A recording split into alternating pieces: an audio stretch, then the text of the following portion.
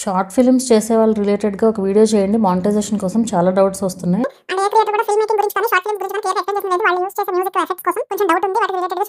Short films related చేసే వాళ్ళ కోసమే అనమాట ప్రత్యేకంగా ఈ వీడియో.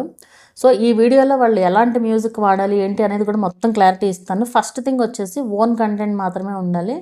ఓన్ స్టోరీకి ఓన్గా వీడియో షూట్ చేసి పెట్టడం అనమాట. ఓకే, డైలాగ్స్ అవన్నీ కూడా ఎలాగో డబ్బింగ్లో అవన్నీ చెప్పుకుంటారు కదా, వాటి సంగతి పక్కన పెడితే మ్యూజిక్, సౌండ్ ఎఫెక్ట్స్ ఉంటాయి చూసారా, మ్యూజిక్ కాకుండా sound effects 2 to 3 seconds sound effects ఉండేవి ఏ వెబ్సైట్స్లో నుంచైనా మీరు డౌన్లోడ్ చేసుకుని యూజ్ చేసుకోవచ్చు. వాటికి కాపీరైట్స్ అనేది ఉండదు. కాపీరైట్ అనేది వేటికి వస్తుంది అంటే మ్యూజిక్స్ వల్ల వస్తుంది. అన్ని రకాల మ్యూజిక్స్ మనం అసలు యూజ్ చేయకూడదు.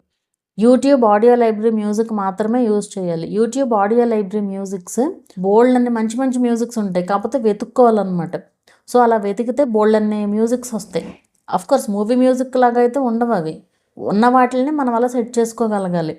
ఇప్పుడు 2 మ్యూజిక్స్ ఉన్నాయనుకోండి, రెండింటిని కలిపి పెట్టామనుకోండి అదొక వేరే మ్యూజిక్ అవుతుంది కదా. అలా ఏమైనా ట్రై చేయాలి, కానీ టైం టేకింగ్ ప్రాసెస్ అనమాట ఇది. సో మీరు ఖచ్చితంగా మ్యూజిక్ అయితే హ్యాపీగా యూజ్ చేసుకోవచ్చు, ఎలాంటి ఇష్యూ అయితే ఉండదు.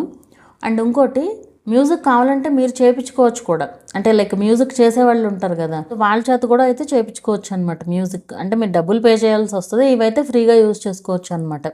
అండ్ ఇంకోటి మెయిన్గా వీడియోస్లో పెట్టిన సేమ్ అయితే షార్ట్స్లో పెట్టద్దు. ఇలా చాలా షార్ట్ ఫిలిమ్స్ వాళ్ళు పెడతారు, కానీ ఇప్పుడున్న రూల్స్ ప్రకారం పెట్టకుండా ఉంటే బెటర్ అనేది నా సజెషన్. కొత్త ఛానల్స్ వాళ్ళు, ఓల్డ్ ఛానల్స్ వాళ్ళ సంగతి వదిలేసిన మానిటైజేషన్ అయిన ఛానల్స్కి వాడు ఏం చేస్తాడనేది మనం చెప్పలేం, కానీ మాత్రం లాంగ్ వీడియోస్లో పెట్టిన సేమ్ అయితే షార్ట్స్లో పెట్టకండి, అది బెటర్. అలా పెట్టకుండా ఉంటే బెటర్ అనమాట. ఇది ఎందుకు చెప్తున్నానంటే నేను ఆల్రెడీ ఒక షార్ట్స్ ఫిలిం ఛానల్కి రీయూజ్డ్ ఇష్యూ రిజాల్వ్ చేశాను.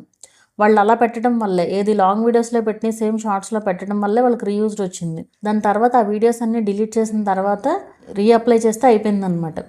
సో అట్లా రిపీటెడ్గా అయితే పెట్టకుండా ఉంటే బెటర్. అండ్ కొంతమందికి ఉన్న అపోహ ఏంటంటే ఈ విషయంలో, ఏది మన షార్ట్ ఫిలిమ్స్ విషయంలో, లైక్ ఓన్లీ వాళ్ళ కింద ఉంటారు, ఏది ఎంసీఎన్ కింద ఉంటేనే వ్యూస్ వస్తాయనే అపోహలో ఉంటారు. అలా ఏం ఉండదు. షార్ట్ ఫిలిం బాగుందనుకోండి, ఒకరికొకరు చెప్పుకుంటూ పలానా షార్ట్ ఫిలిం బాగుంది అలా చెప్పుకుంటూ వెళ్ళినా, వాళ్ళు షేర్ చేసుకుంటూ వెళ్ళినా వ్యూస్ బాగా వస్తాయి కదా.